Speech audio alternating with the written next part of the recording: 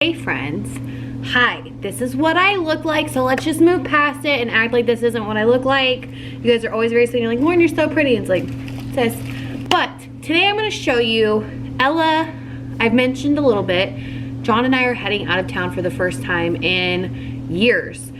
She is going to be with my parents for 2 nights and 3 days. Ella has never been away from us that long, since she was like 1 year old, maybe 2.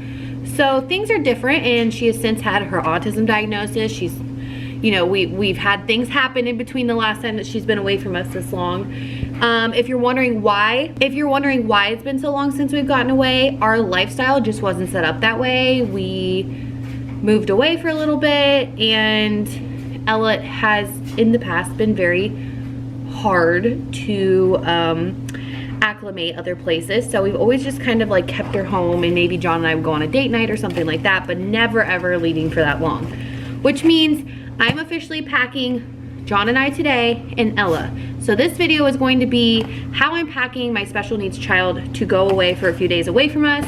These are things that I'm going to be packing in her suitcase. These are also, let me bring these over here, tips and tricks that I've also learned from Priscilla from Fathering Autism when they packed Abigail for Camp I Am Special. Ella will also be going to Camp I Am Special this year, and I'm so excited about it. So this is kind of like a practice run for me. So I have my Ziploc bags, her clothes and all those things, and I'm gonna show you guys what's gonna be going into her suitcase. Her little suitcase, this is what's going. And the first thing that we are gonna be putting into the suitcase, Ella is potty trained. We still use goodnight pull-ups at night for preventative measures or whatever, and God forbid she got a stomach bug and had the poos, and you know what I mean, all those things. So I'm packing an obnoxious amount of goodnight pull-ups. They're just like one of the fresh packs. I know they won't go through these, and that will be the first thing that is going in her suitcase, along with baby wipes. Baby wipes will be going in as well, because you can never not have baby wipes. It's just kind of a thing, like you should always have baby wipes. So those will be the first 2 things going in her suitcase. Those are important things. The next thing that's gonna be going in her suitcase are her Zarbee's sleep gummies. This is the melatonin that we use every single night for her to go to sleep. These work wonderfully. She has been sleeping so well since we changed her bedtime. Super, super proud of her. It's just worked out really, really great, so I'm super thankful for that. These will also be going in because these are super important, and I could not imagine leaving my parents without the Zarbee's gummies. Like, I just can't. Like, she wouldn't sleep. I would hate to do that to them. So I went and bought a fresh pack today. They've never been opened. We have some here, and she will have plenty of these. She does not need a ton of them, but you just never know. I'm very apocalyptic when it comes to packing things, like prepare for everything. Now what I'm going to do is I'm gonna pack several pairs of pajamas. Number 1 being her spacesuit jammies. Her sweet grandparents bought her a rocket tent, like a teepee thing. So I know when she gets there that night, she'll want to put her spacesuit on, and it'll be so fun. So what I am gonna do is, because these plastic bags, which I have, like I said, learned from Priscilla, I'm going to pack her pajamas in this plastic bag. So they know that they can just grab it out and put her in them, and boom, no problem. This is her rocket jammy bag, done. Her other pajamas are not as large, so I will pack jammies in a separate bag, and I'll show you guys what all of that looks like once her clothes are packed. So here's what I've done. I have individually packed her outfit. So this is her space jammies, and then what I've done is I've given in a bag, which this is what I learned from Priscilla, is a whole entire outfit. That means underwear, pants, shirts, and I actually gave 2 shirt options in the outfit bag. So this is like a comfy outfit bag, and then we have like a cute outfit bag. This is other jammies, so like a pair of pants and long sleeve shirt jammies, and then just like a big t-shirt. And then in here, she's got 2 dresses to choose from, shorts for underneath her dress and underwear and everything in here. So this is really, seriously, so easy and ideal for packing for any kid, I feel like. It's the equivalent of packing cubes, but like, if my mom's got a washer and dryer, so I know her, she'll do the laundry. But this is just so easy for her to grab, less effort for her to think of, and it just makes more sense.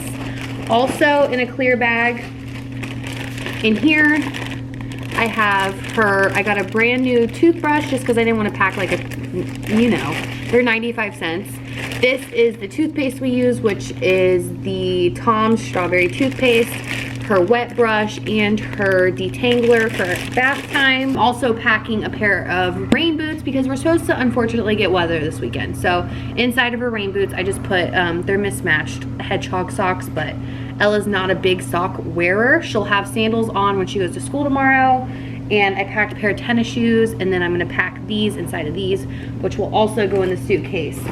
So on top of all those things, I'm obviously gonna pack extra underwear because you never know. So that'll go just regular in her suitcase. And then, this is the kicker. My parents know my child. They know her very well. But because I am with her every single day, and I just, sometimes, unless you're with someone for 24 hours a day, they truly don't understand like what could trigger her. So this is called, can you see it? Ella's Tips and Triggers.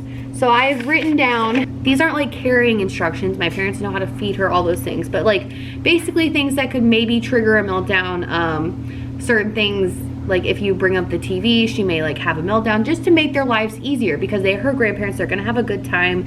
I just don't want any unnecessary meltdowns for their sake, and for Ella's sake, obviously. So this kind of goes over iPad time, like how long she can have it.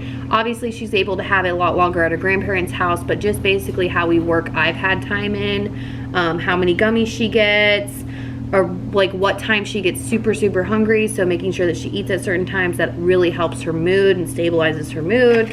And the pull-ups are only at night. And what time we do the sleep gummies, and like what time we should start heading to bed. Now, obviously, it's up to their own discretion on like how they feel comfortable and like what works for them. But I'm trying to just prepare everybody as much as possible, myself included.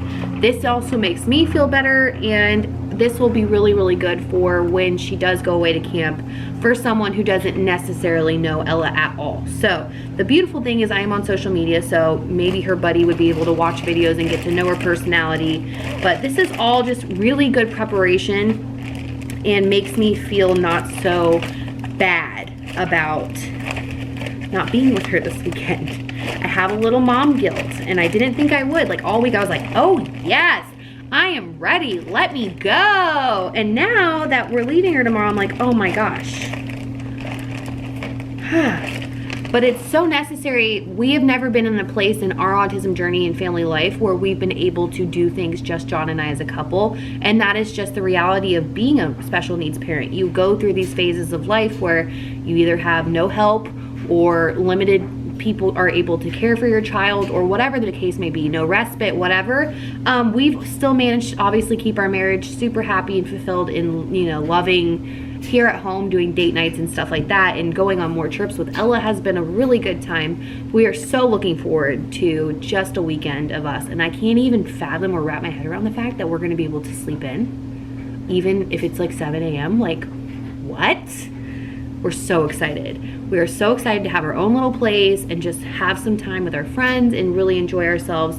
So I wanted to share this packing tips and tricks with you guys because it did help me a lot to see my friend do it, which if I can find that video, I'll also link her video down here, up there, and you can see how she packs Abby for camp. I just think it's such a smart idea. Like, this is brilliant. Good job, Sil. You really nailed it. And, you know, I'll show you guys what her suitcase is gonna look like. I think she's as prepared as we can be. I honestly do. I feel like there's really not much that I'm missing here, and that makes me feel very good. So yeah, that's it. I'll give you guys a little overrun of the suitcase once I have it all packed up, and you guys can see how I'm managing this because it's kind of a smaller suitcase, but not too bad. Okay, so this is how we have our suitcase set up. These are all of her outfits individually bagged and ready. I've got her sneakers, her toiletry kit, the pull-ups, wipes, gummies, her rain boots, her bows, and extra undies, and that is it. That is how I packed my girl for her weekend getaway. I know she'll have a blast. I know we will have a good time. If you guys have any packing tips or tricks for your special needs kiddos or kiddos in general, leave them down below. Let me know what your #1 packing tip is. We're just starting to travel and do more, so I could use packing tips as well. And we'll see you guys in the next one. Bye, friends.